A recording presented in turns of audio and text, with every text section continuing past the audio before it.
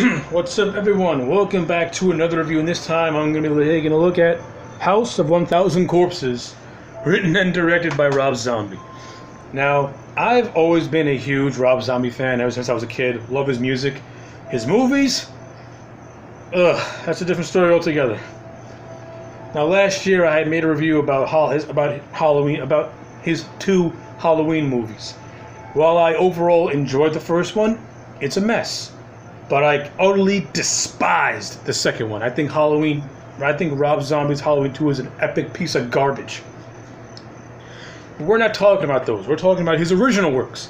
And that being the first film he ever wrote and directed, being House of 1000 Corpses. Overall, this is not a good movie, but it's a decent horror movie, I guess. It's a decent horror movie. You know, when Rob Zombie's not trying to fucking shock you with unnecessary scenes. There's some good cinematography in this thing. You got some good acting, especially from the Firefight family. Bill Moseley as Otis, awesome. Otis is is one of my favorites. I love the whole Charles Manson type thing he's got going on. And Bill Moseley, just a fantastic horror actor in general. He was fantastic in the role. You got Sherry Moon Zombie as Baby. She could be annoying in a lot of scenes, but you know, it's all right.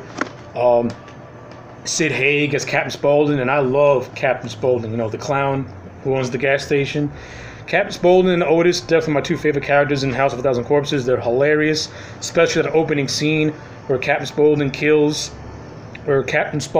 his sidekick Ravelli kill these two robbers.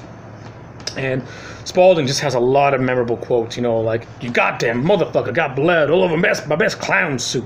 You know, Spaulding's hilarious, and Otis is great too. The four protagonists, the four kids, they suck. They really suck. With the exception of Chris Hardwick, none of them stand out. They're all caricatures. And I always say Chris Hardwick stands out because he actually has a couple of lines that legitimately made me laugh. So, take that what you will. And now, going back to the Firefly, this movie is more focused on introducing this family. You got Karen Black, who plays Mother Firefly. She did fine. You know, I like the whole thing of her trying to over-accentuate her sexuality. Dennis Frimple played Grandpa, and I love Dennis Frimple as Grandpa. He was hysterical, especially this one scene where he starts doing dirty jokes about fucking your wife's pussy. Shit was hysterical. Got me laughing. You know, you got Tiny, who is just this humongous, deformed guy with a simple brain. Tiny's a memorable character as well.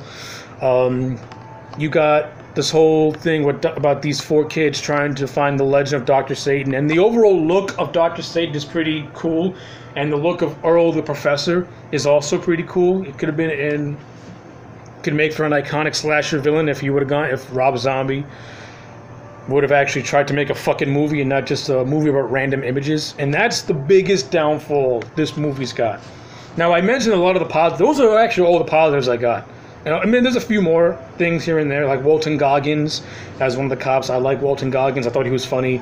Tom Towers plays his partner. I thought he was good too. You got you got the old man from Saving Private Ryan, who was pretty much joining up with Wydell and Walton Goggins' character, whose name I can't remember in the movie, but whatever. He's teaming up with these two cops because his daughter is missing. Little does he know that his daughter is pretty much being kidnapped by the Firefly family. So, like, that stuff is good, but this movie has a lot of stupid shit. The writing, for the first hand, is a mess. There's no plot to this movie. And whatever plot there is to this movie, it's barely noticeable. It's like Rob Zombie just slapped together the most ham-fisted thing he could just so that he could put a bunch of random images on the screen.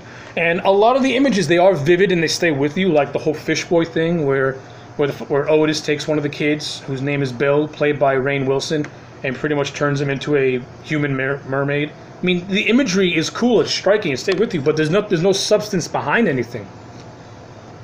And that's the main problem with Rob Zombie as a writer and director. He just has images, but there's no substance to hold it all together. You know, this guy can't create atmosphere to save his life. His pacing is just all over the map. The acting from Sid Haig and Bill Moseley are the best actors in this movie. Sherry Moon Zombie, it's give and take. You know, some scenes she's okay, other scenes you want to fucking slap her, you want to put a muzzle on her because she gets really fucking annoying. You know, everyone else is standard, but Mosley and Haig do the best to stand out, and that's because those two are pros, and they've been doing horror movies since forever. So they know how to like get themselves noticed and put on memorable performances, which is what they do. Unfortunately, you know, these two can't hold a movie. When you have a movie like this where there's barely any plot and I don't know what the hell's going on, with the exception of like this flimsy thing you put together, it really devalues the quality of this movie tenfold because, again, I am not a fan of random imagery with no substance. I'm a fan of the random imagery, but there's a meaning behind it. There's substance behind it. This movie throws 6,000 different things at you. You know, it brings up this plot of a woman being attacked by something called a skunk ape, and it goes absolutely nowhere.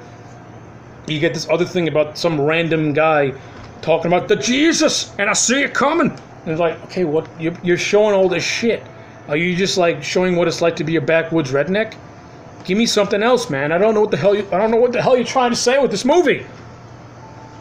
So yeah, there are parts of 1,000 Corpses that I do like though. The practical set design looks good. The movie is uses a lot of practical effects. It looks great. The Firefly house looks something that straight out of the Texas Chainsaw Massacre, and I love it. The costumes, for the most part, look really, really good, especially at the end when Bill Moseley's dressed up like a satanic priest. It looks really striking.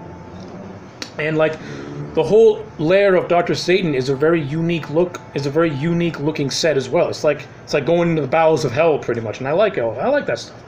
And the chase between the professor and one of the kids is also well done too. There's also a nice chase scene when Baby's chasing one of the girls in a rabbit costume. And I like the music as well. I thought the music I thought the music's pretty cool too. It's like heavy metal mixed in with the traditional score. It's pretty good. I like it. So yeah, Corpses has got some good stuff in it, and it's got a lot of stupid shit in it. But it's not hard. But again, it's not a good movie, but it's not a horrible movie. It's an okay movie.